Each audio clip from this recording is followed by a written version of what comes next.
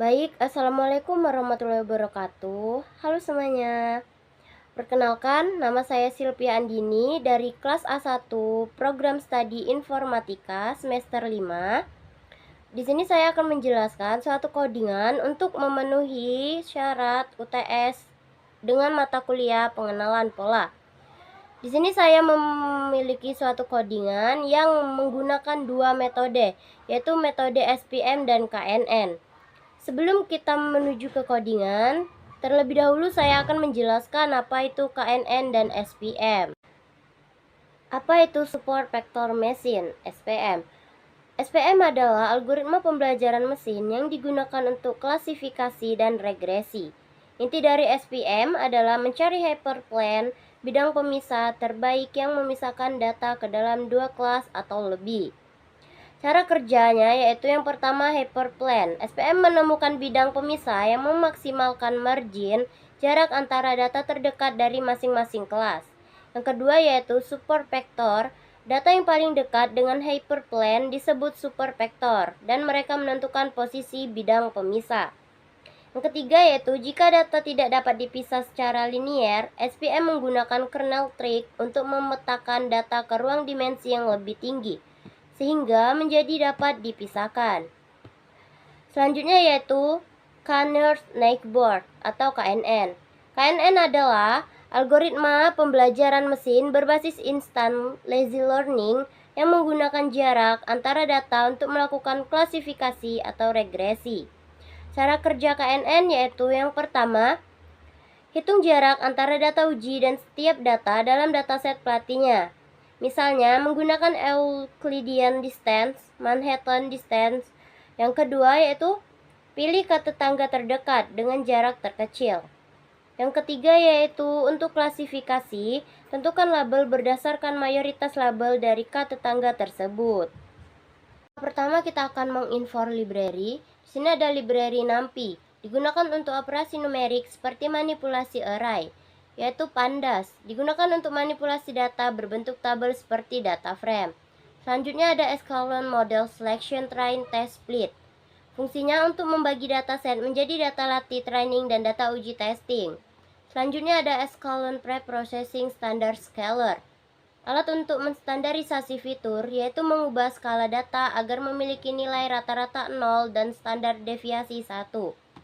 Selanjutnya ada Sklearn SPM SVC, yaitu algoritma Support Vector Classifier SVC, yaitu implementasi SPM untuk tugas klasifikasi.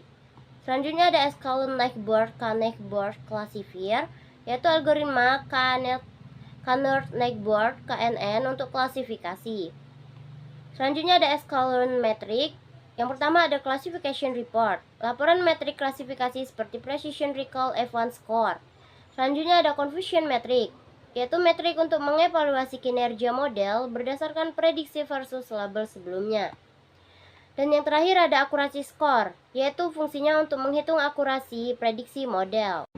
Baik, langkah selanjutnya yaitu mengimport dataset. Menggunakan pandas.read.csv untuk membaca file CSV bernama diabetes.csv dan membuatnya ke dalam objek data frame bernama dataset. Data frame adalah struktur data berbentuk tabel yang sering digunakan dalam analisis data. Langkah selanjutnya memisahkan fitur dan target. Dataset.ilog ini digunakan untuk mengakses baris atau kolom berdasarkan indeks. Min1 pada X ini berarti mengambil semua kolom kecuali kolom terakhir fitur atau input fitur. Dan min1 pada Y ini berarti mengambil kolom terakhir saja yaitu target atau output. Dan yang terakhir ada values, yaitu mengubah hasil menjadi array NumPy agar kompatibel dengan banyak algoritma dalam Scikit atau Learn. Langkah selanjutnya yaitu membagi dataset dengan train test split. Di sini ada library yaitu train test split.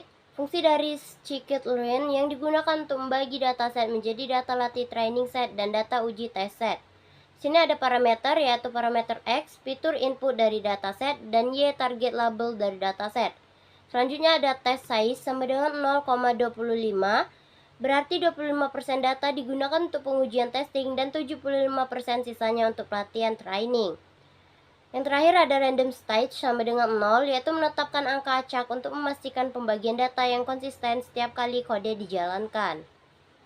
Selanjutnya fitur scaling. Fitur scaling adalah proses mengubah skala fitur sehingga semua fitur memiliki skala yang seragam. Sini ada library SC sama dengan standard scalar. Standard scalar adalah membuat objek scalar dari kelas standard scalar. Selanjutnya ada extrain fit transform. Fit transform fit yaitu menghitung rata-rata dan standar deviasi dari extrain, dan transform adalah menerapkan transformasi ke extrain sehingga fitur dinormalisasikan. Selanjutnya ada attach SC transform. Transform ini menggunakan rata-rata dan standar deviasi yang dihitung dari extrain untuk menormalisasikan attach. Selanjutnya membuat model SVM. Di sini ada library kernel linear. Ini menggunakan kernel linear untuk membuat bidang pemisah hyperplane dalam ruang fitur. Kernel linear cocok untuk data yang dapat dipisahkan secara linear. Selanjutnya ada library random stage sama dengan 0. Di sini menjamin hasil yang konsisten dan jika ada elemen yang bergantung pada acak. Langkah selanjutnya itu melatih model. Di sini ada library fit extrain ytrain. Melatih model SPM menggunakan data latih extrain yaitu data fitur input dari training set, sedangkan ytrain data target output dari training set. Selanjutnya memprediksi hasil test set dengan model SPM. Di sini ada library classifier spm.prediction.test. Menggunakan model SPM yang telah dilatih untuk memprediksi kelas dari data uji test. Test yaitu fitur dari data uji yang digunakan untuk melakukan prediksi. Fungsi ini menghasilkan YPRED SPM yaitu array yang berisi prediksi kelas untuk masing-masing sampel dalam test. Selanjutnya membuat model KNN. Yang pertama membuat objek connect board classifier dengan parameter. Di sini ada library nLikeBoard sama dengan 5, yaitu menentukan jumlah tetangga terdekat yang akan digunakan untuk menentukan prediksi. Dalam hal ini, model akan melihat 5 tetangga terdekat untuk melakukan klasifikasi. Selanjutnya ada metrik Minkowski. Menentukan jenis metrik jarak yang digunakan untuk menghitung jarak antar data. Metrik Minkowski adalah bentuk umum dari dua metrik jarak lainnya, Euclidean dan Manhattan. Selanjutnya ada P sama dengan 2. Mengatur parameter P pada metrik Minkowski. Jika P sama dengan 2, maka ini menjadi Euclidean distance, jarak Euclidean yang digunakan untuk menghitung jarak antara dua titik dalam ruang fitur. Langkah selanjutnya itu melatih model. Sini ada library fit extrain ytrain. Melatih model KNN menggunakan data latih extrain, data fitur input dari training set, sedangkan ytrain data target output dari training set. Selanjutnya memprediksi hasil tes set KNN. Di sini ada library YPRED KNN, Classifier KNN, Prediksi Actest. Digunakan untuk memprediksi hasil atau label dari data uji Actest. Menggunakan model Connors Nextboard KNN. Di sini Classifier KNN adalah model KNN yang sudah dilatih sebelumnya dengan data pelatihan dan Actest adalah fitur data uji. Fungsi prediksi yaitu menghasilkan prediksi untuk setiap data uji yang kemudian disimpan dalam variabel. YPRED KNN sebagai hasil prediksi model terhadap data uji tersebut. Baik, selanjutnya evaluasi model SPM. Ini hanya sebuah teks untuk memberi tanda awal dari proses evaluasi. Di sini ada library print confusion metric. Mencetak metrik kebingungan confusion metric. Metrik ini menunjukkan perbandingan antara prediksi model YPRED SPM dengan nilai sebenarnya Y-test. Setiap sel dalam metrik menunjukkan jarak jumlah data yang diprediksi benar atau salah untuk setiap kelas. Selanjutnya ada library print classification report SPM classification report YTS YPRED. Mencetak laporan klasifikasi yang lebih detail. Laporan ini mencakup metrik-metrik seperti precision recall F1 score dan support untuk setiap kelas serta akurasi secara keseluruhan. Selanjutnya ada print akurasi SPM, akurasi score YTS YPRED SPM. Mencatat nilai akurasi model. Akurasi adalah proposisi dari prediksi yang benar terhadap total data pengujian. Secara keseluruhan, library ini memberikan gambaran tentang seberapa baik model SPM dalam mengklasifikasikan data baru. Baik, di sini ada contoh interpretasi.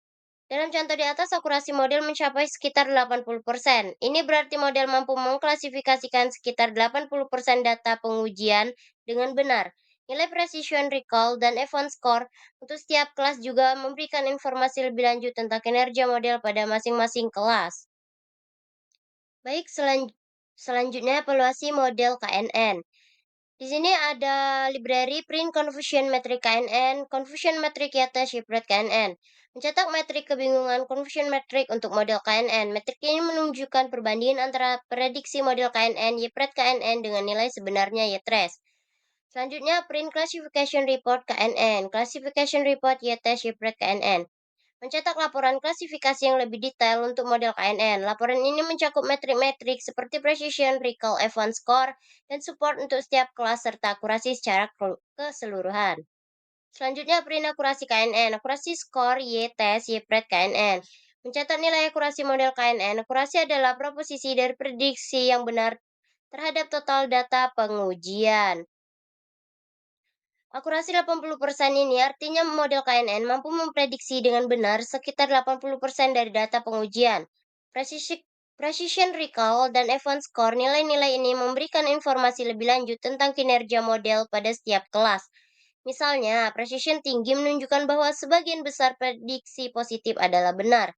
Sedangkan recall tinggi menunjukkan bahwa sebagian besar data positif berhasil diidentifikasi oleh model.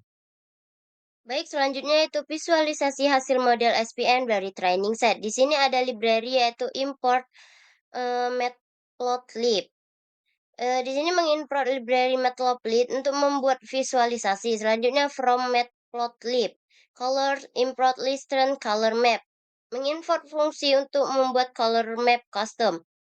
Selanjutnya itu data untuk visualisasi. Di sini ada library xset, yset, xtrain, ytrain. Mendefinisikan data yang akan digunakan untuk visualisasi yaitu data training, xtrain, dan ytrain. Selanjutnya ada x1, x2 sama dengan np dan mask grid, yaitu membuat grid dari nilai-nilai fitur untuk membuat plot kontur. Selanjutnya itu memastikan hanya menggunakan dua fitur, yaitu classifier SPM 2 dimensi dan classifier SPM 2 dimensi fit xset. Di sini membuat model SPM dengan kernel linear untuk visualisasi dua dimensi dan melatih model SPM hanya dengan menggunakan dua fitur pertama dari data training. Selanjutnya ada library float decision boundary. Di sini ada PLT contour, yaitu membuat plot kontur untuk menunjukkan daerah keputusan dari model SPM. Selanjutnya ada library PLT xlim dan PLT ylim, yaitu mengatur batas sumbu X dan Y pada plot. Library ini mengasumsikan bahwa data training hanya memiliki dua fitur sehingga visualisasi dapat ditampilkan dalam bentuk dua dimensi. Jika data training memiliki lebih dari dua fitur, maka visualisasi akan lebih kompleks dan mungkin memerlukan teknik reduksi dimensi seperti PCA. Baik, cukup sekian video dari saya. Bila ada salah kata saya mohon maaf. Dan saya akhiri wabillahi taufiq wal hidayah. Wassalamualaikum warahmatullahi wabarakatuh.